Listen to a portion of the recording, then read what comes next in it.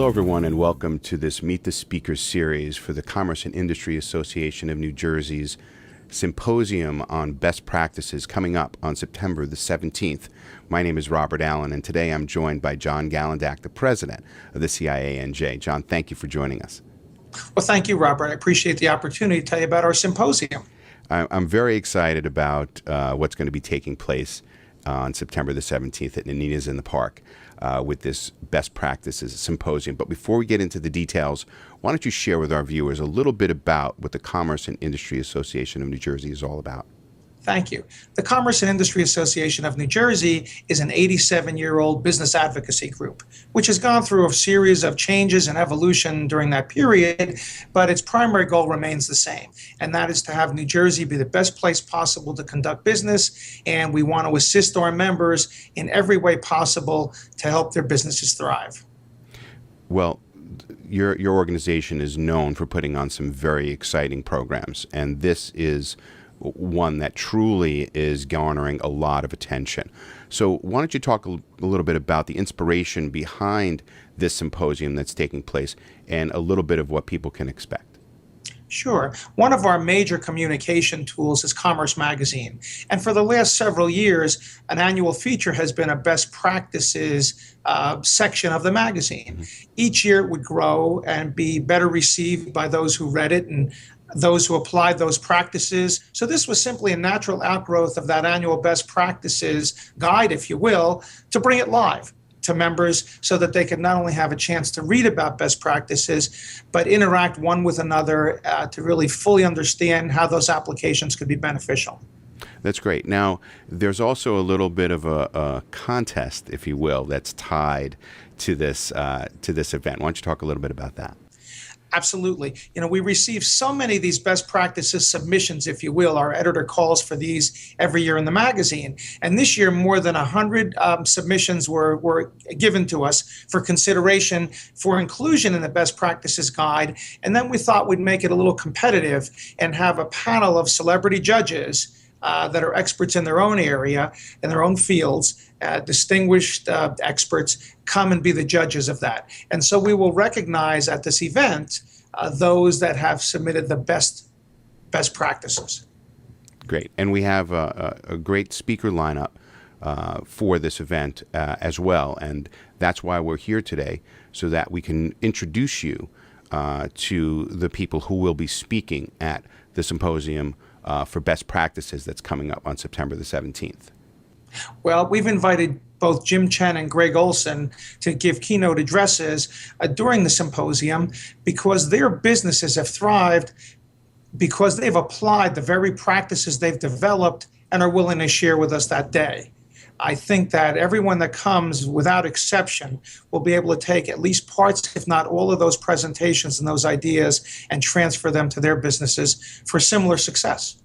Well, I agree. And we're here today to introduce you to our two keynote speakers. Our first guest on the show today is Greg Olson, who's a research scientist, an entrepreneur, and angel investor. Glad to be here. Tell us a little bit about yourself, about your work in space, and what that has taught you. I've learned the same lesson over and over again in life. It's basically don't give up, and persistence is the key. Things like intelligence and contacts and so forth, they can be door openers, but you have to really finish the job, and that's really about yourself and your own perseverance. I came from a sort of a modest middle-class background. My dad was an electrician, my mom a school teacher, grew up in northern New Jersey. Never ever thought I'd get to fly the space station.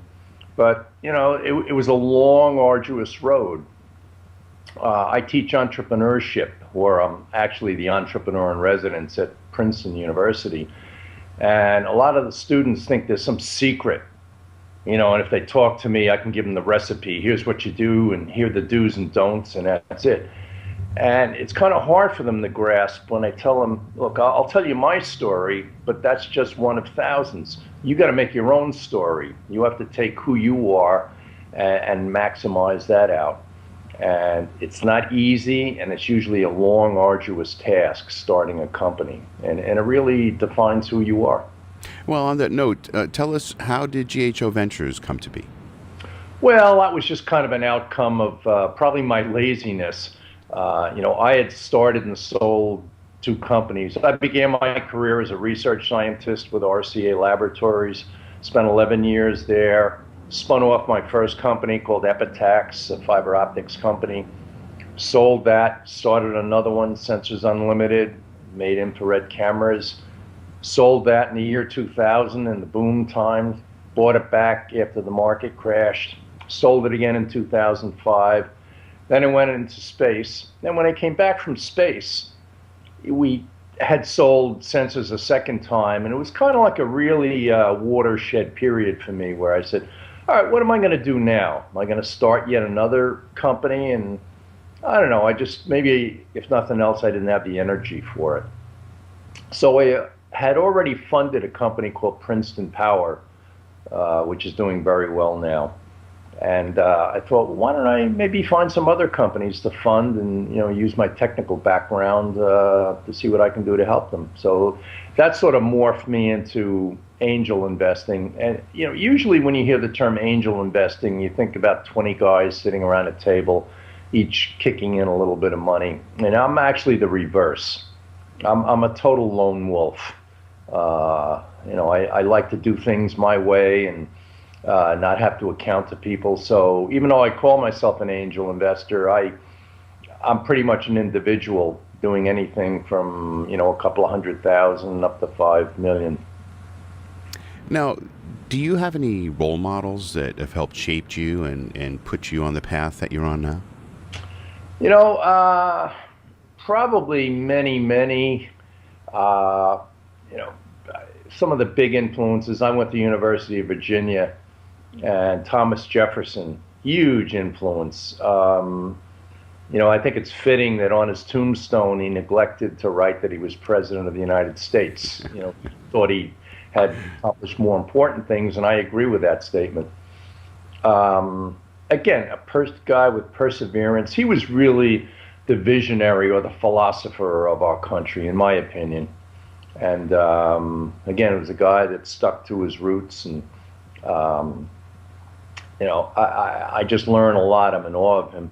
Technically, I was trained in physics, so there's a lot of giants there. But one, again, because of my engineering background, also Nikola Tesla. I've always been an admirer of his, and he's one of the hidden gems in the electrical engineering field.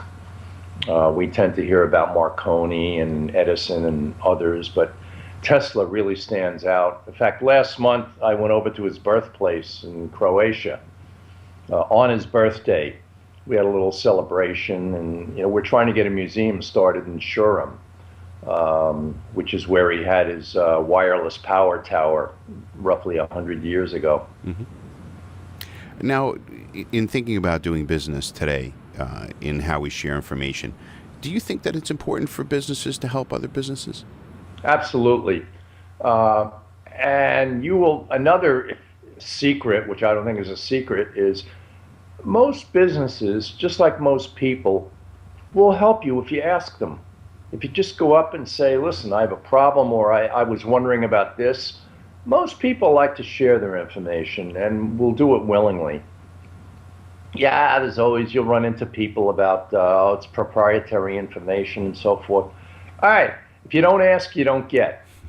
My experience has been, I sort of, if I ask someone a question, I almost expect an answer, and I don't mean that in an aggressive way. I mean that in a humble way.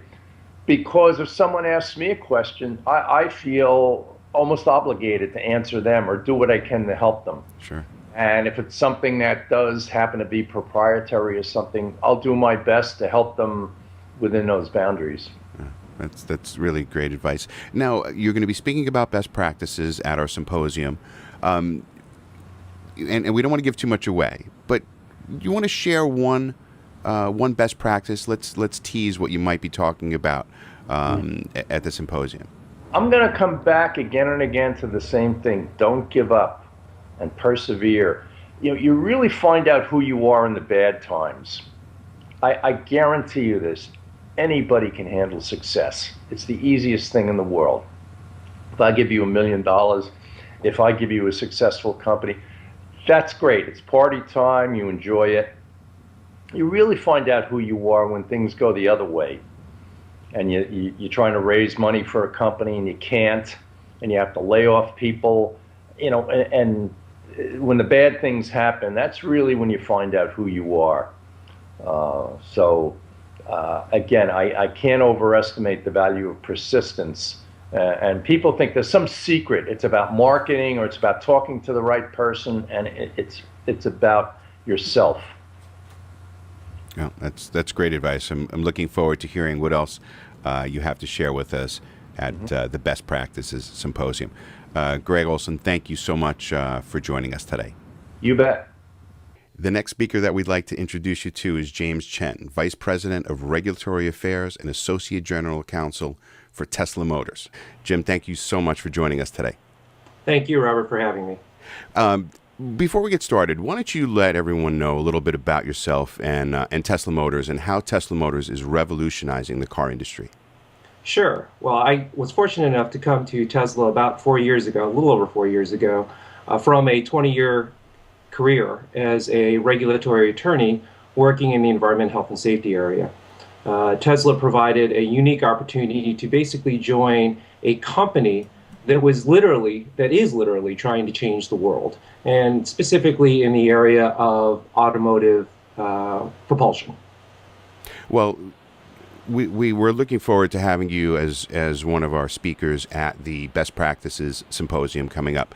But let us know a little bit about who inspires you. Who are some of your role models? Well, I've been very fortunate in my career, and then I've had a number of role models from the earliest stages of my career all the way through where I'm working now. And I could name a number of folks. The U.S. attorney that I work with my first summer, who convinced me that law school is the right way to go. The district attorney of the New York County DA's office, Robert Morgenthau, and being able to work in an incredible office in New York City. The folks at EPA, where I started my career as an attorney. All those folks really inspired me. But I think there are certain traits that every one of the leaders I followed really displayed. And those are, boiled down to 4 or 5 traits. Was number one, a visionary, someone who had a clear objective, knew what their mission was, and had an outline of how to get there. The ability to understand and relate to people, to individuals, to understand their abilities, to be able to form a team of crackerjack lieutenants that could really move out on that vision. Perseverance, the ability to not only see the mission, but keep plugging away and going after that mission, but not in a way that was, so rigid that they were still flexible enough to be able to shift course and find more than one path to an end goal. Why do you think it's important for businesses to help each other? Well, it's absolutely important for businesses to help each other. Like people, we do not live in a silo or a bubble. We interact not only as individuals, but as businesses across the spectrum. Competition absolutely is important. Okay, competition is that challenge to individuals, to companies, to always be better, to always improve, to always look for that better way. So in many ways, competition is very important. There is the downside of competition, and that is when competition starts to become malicious. If someone takes advantage of a position of being in a market for any length of time and trying to isolate others from coming in. When competition becomes the enemy of innovation, those are the downsides. So I think it's important for businesses to recognize that while competition is important, they also need to help each other, and that making room in that open marketplace for new ideas to compete. Why don't you give us a little teaser on what's one best practice that you want to share with our viewers today? I think from a business perspective, one of the best practices, one of the most important things a business can do is to be open to new ideas, not to rest on their laurels, but be always looking for the next big thing. Not even the next big thing, but the next thing that will improve your business. It's okay it's great to have that vision. In fact, I said it was one of the traits I admire the most. But having that vision doesn't mean you're trying to exclude all other ideas. There's always more than one way to get to that end goal, and being open to new ideas, being open to innovation, and being open to how to grow your business in new ways is super important. Right. Well, I couldn't agree more, and we're really looking forward to hearing you at the Best Practices Symposium on September the 17th. Jim, thank you so much for joining us, and we look forward to seeing you on September 17th. Thank you, Robert. I'd like to thank both Jim and Greg for being a part of the program today and letting us get a little bit of a taste of what people can expect for our Best Practices Symposium. Well, I thank you, Robert, for taking the time to allow us to give people an overview of what they can expect when they come out for the symposium. I'd like to talk a little bit more about commerce and industry. I think there are two hallmarks to the association. One is our free enterprise principles upon which everything we do is built. And the second key element that makes commerce and industry unique is our members. And it sets us apart from all other business groups. They demonstrate an extraordinary commitment to one another. They interact regularly to share need-to-know information and develop professional relationships upon which business is built. This symposium simply expands that concept of sharing best practices across all business sectors. And I know that anyone who comes out that day will see the benefit and immediately able to put those best practices to work for them. Well, I couldn't agree more, and we hope that you will join us for the Best Practices Symposium put on by the Commerce and Industry Association of New Jersey, taking place Wednesday, September 17th at Nanina's in the Park from 8:30 a.m. until 12:30 p.m.